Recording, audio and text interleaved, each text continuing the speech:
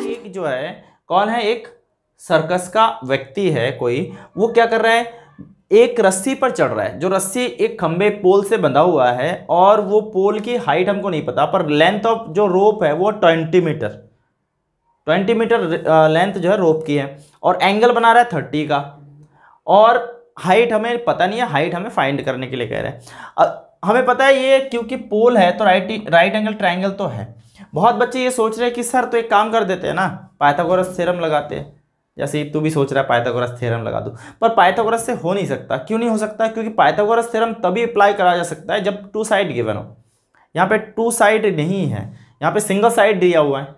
अगर दो साइड दिया होता और एक साइड निकालने के लिए कहते तो हम पाइथागोरस प्रमेय से कर सकते थे, बाय पाइथागोरस थ्योरम हम लगा सकते थे। अगर ये भी गिवन है ये भी गिवन है तो वो निकल जाता, लेकिन यहाँ पे तो दो साइड नहीं है, ये सिंगल साइड है, तो पाइथागोरस से तो हो नहीं सकता। तो ऐसे केसेस में हम क्या करते हैं, बाय ट्रिग्नोमेट्री रेशोस का यूज़ करते हैं। पता कैसे चलेगा कि ट्रिग्नोमेट्री कहाँ लगानी है? एक तो साइड से पता चल गया, सिंगल साइड गिवन है। सेकंड नंबर पे एंगल पता रहना चाहिए। एंगल अगर हमें पता, एंगल हमारे पास अगर है तो हम ट्रिग्नोमेट्री से करते तो हमारे लिए आसान हो जाता है। क्यों आसान होता है? क्योंकि ट्रिग्नोमेट्रिक रेशियोज हमें पता है कि साइन इज इक्वल, केवल हमें इतना समझना पड़ेगा कि यहाँ पे क्या है और हमें क्या निकालना है। दो साइड का हमेशा जो है रेशियो मतलब कॉम्बिनेशन रहेगा या रिलेशन रहेगा। एक साइड ये मिल गया हमें, क्या है ये जो है जो साइड दिया है, आप देखोगे ये साइड जो है कर्ण है अर्थात हाइपोटेनस है, और हमें निकालना क्या है, एंगल के सामने दिख रहा है, मतलब ये क्या है भाई, लंब है, लंब है, परपेंडिकुलर। तो परपेंडिकुलर बाय हाइपोटेनस ये किस में होता है, लंब बटा कर्ण, परपेंडिकुलर बाय हाइपोटेनस किस में होता है भाई, देखो साइन में होता है। तो क्यों ना हम साइन से इसको अप्लाई कर दे और हो जाएगा। देखो कैसे हो जाएगा, एक नंबर का क्वेश्चन बड़ी आसानी से हो जाएगा। यहाँ देखो आप नंबर 1, मैंने कहा इसको हम कैसे करेंगे, साइन अप्लाई कर देंगे। मैंने लिया साइन और एंगल कितना है 30 इज इक्वल टू क्या है वहां पे, परपेंडिकुलर क्या है, लंब क्या है h, और ये क्या है 20। इसकी वैल्यू पुट करो साइन की, साइन 30 की वैल्यू क्या होता है 1/2 is equal to h/20 metre. ठीक है, समझ में आया? क्रॉस मल्टीप्लिकेशन कर दीजिए, 2h is equal to 20 metre. ठीक, तो h इज इक्वल टू कितना आया, 20 डिवाइड बाई 2 कितना आया 10 मीटर। तो हाइट ऑफ द पोल कितना हो गया 10 मीटर, या खंबे की ऊंचाई कितनी है, हाँ लिख दो आप, खंबे की ऊंचाई बराबर कितना है 10 मीटर है। बोलो समझ में नहीं आया? आ गया समझ में? बहुत ही सिंपल और इजी क्वेश्चन। बच्चों सेकंड, क्वेश्चन नंबर सेकंड, तो जो आपका क्वेश्चन नंबर सेकंड है उसमें कह रहा है कि यहाँ ध्यान से देखिए आप, एक ट्री है, ट्री मान लेते हैं यहाँ से यहाँ तक ट्री का लेंथ है, लंबाई है, ट्री इतना बड़ा ट्री है, लेकिन क्योंकि आंधी में जब स्ट्रोम आया, आंधी आई, तो आंधी में यहाँ से जो है ये ट्री ब्रेक कर गया, मतलब टूट गया, यहाँ से क्या हो गया टूट गया। तो ये जो ट्री का हिस्सा है ऊपर ही वाला हिस्सा वो टूट के यहाँ गिर गया नीचे, सीधा यहाँ से टूटा और वहाँ से गिरा। तो ये और ये पूरा आपका ये दोनों क्या है, ये ट्री का लेंथ है, दोनों ही ट्री का लेंथ है। हमें बोला है हाइट ऑफ द ट्री निकाले। हाइट ऑफ द ट्री निकालने के लिए, पेड़ की ऊंचाई निकालने के लिए हमें ये वाला हिस्सा मतलब ए बी ये निकालना पड़ेगा और ए सी दोनों ही निकालना पड़ेगा। क्यों? क्योंकि ये वाला पार्ट भी हमारा ट्री है जो ऊपर था, टूटने के बाद नीचे आया। अब वो 30 से एंगल बना रहे हैं और कह रहे हैं कि ट्री का पाद बिंदु और जो है जहां गिरा उसके बीच का डिस्टेंस है 8 मीटर, दूरी है 8 मीटर। तो आप इसको कैसे कर सकते हैं? मैंने कहा दोनों चीज निकालना है, एक ये निकालना है और एक ये निकालना है। किससे निकालना है? इससे निकालना है। ध्यान से आप देखेंगे तो एंगल यहाँ है, तो एंगल के सामने वाला क्या होता है लंब, परपेंडिकुलर, और नीचे वाला बेस हो जाएगा फिर, और सामने वाला क्या हो जाएगा आपका हाइपोटेनस, वो तो चेंज होता नहीं है कर्ण। तो हम सबसे पहले इससे कर सकते हैं लंब बट्टा आधार, बोले तो 10 क्या होता है 10। तो हम सबसे पहले किससे स्टार्ट कर सकते हैं 10 से। तो मैं स्टार्ट कर रहा हूँ tan 30, एंगल 30 है तो tan 30 से स्टार्ट करें आप। tan 30 इज इक्वल टू, ये लंब है, क्या है लंब, तो लंब सामने वाला, एंगल के सामने वाला लंब होता है। ये देखो tan का फॉर्मूला क्या है, tan का फॉर्मूला होता है लंब बट्टा आधार, माने परपेंडिकुलर बाय बेस होता है ना। अब इसको जो आप 30 से एंगल पे लगाओगे तो परपेंडिकुलर इसके सामने वाला होगा ए बी, क्या आया ए बी, और नीचे क्या आया बी सी। क्लियर। tan 30 की वैल्यू क्या है 1/√3, 1/√3, और ए बी की वैल्यू क्या है नहीं है हमारे पास फिलहाल, तो बी सी की वैल्यू क्या है 8 मीटर। लगा दीजिए आप, क्रॉस मल्टीप्लिकेशन लगाइए तो क्या हो गया ये हो गया AB√3 इज इक्वल टू 8 था, इज इक्वल टू 8। क्लियर। अब AB इज इक्वल टू कितना हुआ 8 डिवाइडेड बाई √3, AB निकल गया। अब हमें क्या निकालना था AC। यहाँ देखिए आप AC, तो AC आप चाहे इससे निकाले चाहे इससे निकाले, किसी भी निकाले, AC अपना है क्या है, AC अपना है कर्ण, AC अपना है कर्ण, तो हम बेस से कर देते हैं, क्या बेस से कर देते हैं, या लंब से करें, लंब से कर देते हैं, चलो लंब ना, बेस से आसान रहेगा, मतलब आधार और कर्ण, इंग्लिश वाले के लिए ऐसे होता है तो ना B/H, तो B/H करोगे तो कॉस के लिए हो जाएगा, तो यहाँ ले लो आप कॉस, क्या ले लो कॉस, साइन से भी कर सकते थे तो इधर की वैल्यू आती, तो ये हो गया cos 30, क्या लिया हमने cos 30, ये फर्स्ट स्टेप था, ये सेकंड स्टेप कर रहे हैं, ठीक है। तो cos 30 is equal to cos का बेस, बेस क्या है नीचे BC, हाइपोटेनस क्या है ये AC, रिलेशन लेना पड़ेगा ना, कैसा भी करो पर जो गिवन है वो आना चाहिए, जैसे इसमें भी BC आया, इसमें भी BC आया। अब इसकी वैल्यू cos 30 की, cos 30 की वैल्यू होता है √3/2, कितना होता है √3/2। BC की वैल्यू कितना है 8, AC की वैल्यू कितना है, AC की वैल्यू कुछ भी नहीं है, हमें निकालना है, क्रॉस मल्टीप्लिकेशन करेंगे तो ये हो जाएगा AC√3, AC√3 is equal to 16। अब AC इज इक्वल टू कितना हो जाएगा 16/√3।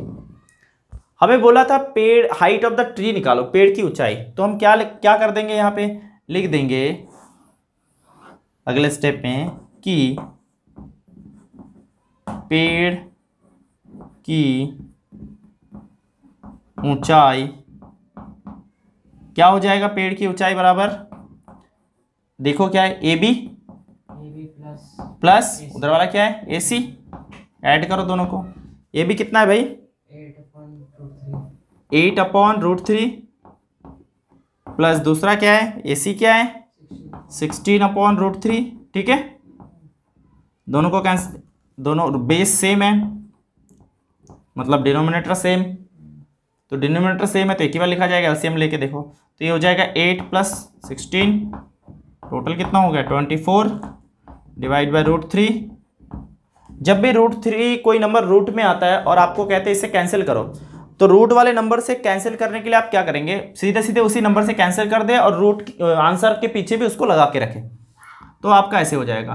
3 है, 3 के टेबल में 18 कितने बार में आता है 8 बार में, 3 8 जा 24, 18 नहीं सॉरी 24, तो 3 8 जा 24, और क्योंकि रूट पे था तो रूट उसके पीछे लगा रहेगा। अगर भाई बहुत बच्चे नहीं समझ पाए तो यहाँ आप देखो, यहाँ देखो आप, यहाँ देखो 24 को हम ऐसे लिख सकते हैं ना, कैसे 8 × 3 लिख सकते हैं, और ये 3 को हम ऐसे लिख सकते हैं √3 × √3, नीचे है √3, इससे कैंसिल हो गया तो 8√3 बच जाएगा। तो सीधे सीधे आप जो नंबर होता है उससे डिवाइड करें, जो आंसर आता है उसके पीछे रूट में रख दें, तो ये आपका आंसर। क्वेश्चन नंबर थर्ड जो है बहुत ही इजी क्वेश्चन है। इसमें बोला है आपके पास, आप पार्क देखे होंगे, पार्क में गए होंगे, तो पार्क में जो है फिसलन पट्टी बनी होती है, अर्थात स्लाइड बना होता है, बच्चे देखे हो ऊपर चढ़ते हैं, सीढ़ी से ऊपर चढ़ते हैं और फिर स्लाइड करके नीचे आते हैं। ये जो हिस्सा है ये स्लाइड वाला हिस्सा है, यहाँ से बच्चे स्लाइड करके नीचे आते हैं, वो ऐसा कुछ बना होता है, ऐसा यहाँ से बच्चे स्लाइड करते हैं और स्लाइड करते हुए ऐसे नीचे आते हैं और ये सीढ़ी से चढ़ जाते हैं। तो हमें क्या बोला है, एक छोटे बच्चों के लिए ये स्लाइड, ये बड़े बच्चों के लिए ये स्लाइड छोटे बच्चों के लिए बना हुआ है। कहा कि छोटे बच्चे वाला जो स्लाइड है, वो छोटे बच्चे वाला जो बना हुआ है उसमें 30 का एंगल है और उसकी हाइट जो है 1.5 मीटर है, तो जो स्लाइड है उसकी वो कितनी लंबी है। दूसरा बोला है जो बड़े बच्चों के लिए है वो 60 का एंगल बना रहा है और 3 मीटर हाइट है उसके पोल का, तो स्लाइड की लेंथ कितनी है ये निकालो। दोनों ही अलग अलग क्वेश्चन है, दोनों को हम अलग अलग फाइंड करेंगे। सबसे पहले इसको ए दे देते हैं, ए नंबर इसको दे देते हैं बी नंबर, ठीक है। तो ए वाला करते हैं, मतलब छोटे बच्चों वाला। तो इसके लिए हम क्या करेंगे, आप देखो ध्यान से देखो, हमारे पास क्या दिया है, हमारे पास दिया है एंगल के सामने है, मतलब लंब परपेंडिकुलर। तो अगर परपेंडिकुलर दिया है और निकालना आपको हाइपोटेनस है, कर्ण निकालना है, लंब और कर्ण निकालना है, तो लंब बट्टा कर्ण क्या होगा, sine, perpendicular by hypotenuse sine होगा। तो हम किससे करेंगे, दोनों ही साइन से करने वाले। किससे करने वाले, साइन से। किससे, साइन। तो आप लीजिए फर्स्ट वाला ए नंबर, कौन सा नंबर, ए। तो मैं कर देता हूं, साइन एंगल कितना है फर्स्ट वाले का, 30। तो ये लिया मैंने sine 30 is equal to perpendicular, मतलब सामने वाला ये वाला कर्ण। तो नाम दे दूं ऐसे कर दूं, यहाँ लिख देता हूं लंब बट्टा कर्ण। तो अब आप देखो कितना है, 1.5। ये नहीं है हमारे पास स्लाइड छोटे बच्चों की। साइन 30 की वैल्यू हमारे पास है 1.1/2 हाफ। क्रॉस मल्टीप्लिकेशन करिए इसमें, तो क्या हो गया, कर्ण एकम कर्ण माने स्लाइड जिसको कहा गया, और ये 2 × 1.5, तो ये हो गया 3 मीटर। कितना हो गया, 3 मीटर। फर्स्ट वाले का आंसर आ गया। ये सेकंड वाला करना है। Second b number, same to same आप लगा सकते हैं। बी नंबर करिए, ये है बी नंबर। देखो करना तो साइन से है, क्योंकि परपेंडिकुलर है, हाइपोटेनस निकालना है, अर्थात लंब बट्टा कर्ण लगाओ आप साइन से, फिर से साइन। और इसमें एंगल है 60, तो साइन 60 लो आप, इज इक्वल टू, फॉर्मूला वही है। अब आप देखो लंब कितने है इसके, 3 मीटर।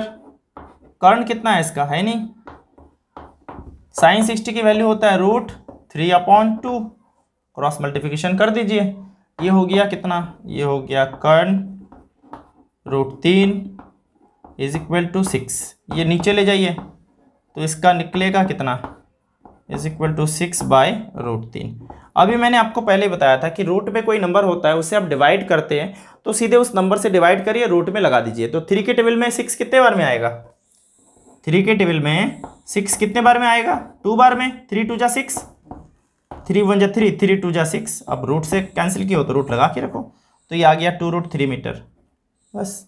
तो ये आप नीचे लिख दीजिए, छोटे बच्चे की जो फिसलन पट्टी की लंबाई 3 मीटर और बड़े बच्चे की फिसलन पट्टी की लंबाई 2√3 मीटर है। क्वेश्चन नंबर 4 बहुत ही सिंपल क्वेश्चन है। देखिए बोला है कि एक टावर है, यहाँ पे एक टावर दिखाई दे रहा है, मीनार। अब ये जो टावर दिखाई दे रहा है, कह रहे इस टावर का यहाँ से एलिवेशन एंगल, एलिवेशन एंगल मतलब उन्नयन कोण होता है हिंदी में, तो इसका उन्नयन कोण जो है 30 डिग्री है। और उस पॉइंट से, यहाँ एक पॉइंट है, उस पॉइंट की बात कर रहे हैं, उस पॉइंट से जो टावर का फुट है, पाद बिंदु जो है मीनार का, उसकी डिस्टेंस है 30 मीटर। एलिवेशन एंगल है 30 डिग्री और डिस्टेंस है 30 मीटर। तो हमें बोला है हाइट ऑफ द टावर क्या है, ये निकालो टावर की हाइट। अब आप यहाँ देखिए मीनार की जो हाइट है वो इसका जो है परपेंडिकुलर है, लंब है, और नीचे बेस है, तो परपेंडिकुलर बाय बेस अर्थात लंब बटा आधार। इससे हम कर सकते हैं, किस में आता है, tan में। तो सीधा आप tan लगा दीजिए, क्या लगा दीजिए, tan। तो हम लिख देंगे tan, किससे करेंगे भाई, tan 30, क्योंकि एंगल 30 है। तो ये मैंने डाल दिया tan 30 इज इक्वल टू, क्या हो जाएगा भाई, फॉर्मूला लिख दीजिए, tan में होता है लंब बटा आधार। अब इसमें लंब क्या दिया है, h मैंने बना रखा है, और नीचे क्या दिया है 30 मीटर, और एंगल क्या है इसका, tan 30 की वैल्यू क्या है 1/√3। ये tan 30 इज इक्वल टू होता है। अब इसको क्रॉस मल्टीप्लाई करिए, ये हो गया h√3 इज इक्वल टू 30। अब मीटर में, अब इसको h देखिए कितना होता है, h इज इक्वल टू 30/√3। इसको कैंसिल करिए 3 से, कितने बार में कैंसिल होता है, 10 बार में। और मैंने बोला था किसी रूट वाले नंबर से किसी को डिवाइड करोगे तो उसको उसके पीछे लगा के रख दोगे, तो हो गया 10√3 मीटर। तो हो गया, आप लिख दीजिए height of the tower is equal to 5। Question number 5 भी बहुत सिंपल क्वेश्चन है। आप देखें यहाँ पे क्या बोला है कि एक जो है काइट है, पतंग है, वो पतंग जो है ग्राउंड लेवल से 60 मीटर हाइट पर उड़ रही है। ग्राउंड से मतलब ये ग्राउंड है, तो यहाँ से 60 मीटर ऊपर है, और जो उसकी डोर है, उसकी जो ये रस्सी है, ये टाइट है, बहुत टाइट है, और हमें बोला है कि जहाँ वो उड़ रहा है तो ग्राउंड के उस रस्सी जहाँ बंधा हुआ है उससे 60 का एलिवेशन एंगल बना रहा है उन्नयन कोण। तो आप बताइए डोरी की लंबाई कितनी है, लेंथ ऑफ स्ट्रिंग बोला है। तो इसके लिए हमारे पास देखेंगे एंगल के सामने ये दिया है परपेंडिकुलर लंब और ये है कर्ण हाइपोटेनस। तो लंब बट्टा कर्ण या परपेंडिकुलर बाय जो हाइपोटेनस क्या होता है, साइन का होता है। तो हम इसको किससे कर देंगे, साइन से कर देंगे। तो हम लिख देते हैं 5 नंबर क्वेश्चन, सीधे सीधे हो जाएगा हमारा। किससे स्टार्ट करेंगे हम, साइन से। किससे हिमाद्री, साइन से।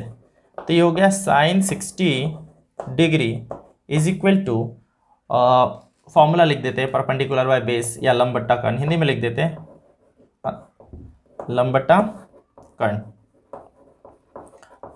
ये तुम चाहो तो इसको नेमिंग करके भी कर सकते हो। कैसे कर सकते हो, नेमिंग करके ABCD डाल देते और यहाँ पे उसके हिसाब से ABCD डाल के भी कर सकते हो, वो और अच्छा होता है अगर वैसा करना चाहो। क्योंकि तुम स्टार्ट कर रहे हो इसलिए मैं फॉर्मूला से करवा रहा हूँ, लेकिन तुम अगर ABCD से करोगे और अच्छा रहेगा। पेपर में आप ऐसे ही करना। अब इधर देखो साइन 60 की वैल्यू कितनी होती है, साइन 60 की वैल्यू होता है √3/2। कितना होता है, √3/2। और ये इसका देखो परपेंडिकुलर लंब कितना है, ये वाला है ना, तो कितना हो गया 60 मीटर। और ये तो है ही नहीं, इसको तो निकालना है स्ट्रिंग। तो ये हो गया हमारा, मल्टीप्लाई करें तो ये हो गया √3 multiply by hypotenuse is equal to हो गया 120 मीटर। समझ आ गया, क्रॉस मल्टीप्लिकेशन कर दिया। अब इसको इसके नीचे डाल दो तो आ जाएगा आपका स्ट्रिंग की लेंथ, ये हो गया 120 डिवाइडेड बाई √3। तो ये √3 के टेबल में कितने बार में कैंसिल होगा, 40 बार में। कितने बार में, 40। तो ये कितना हो गया 40 √3 मीटर।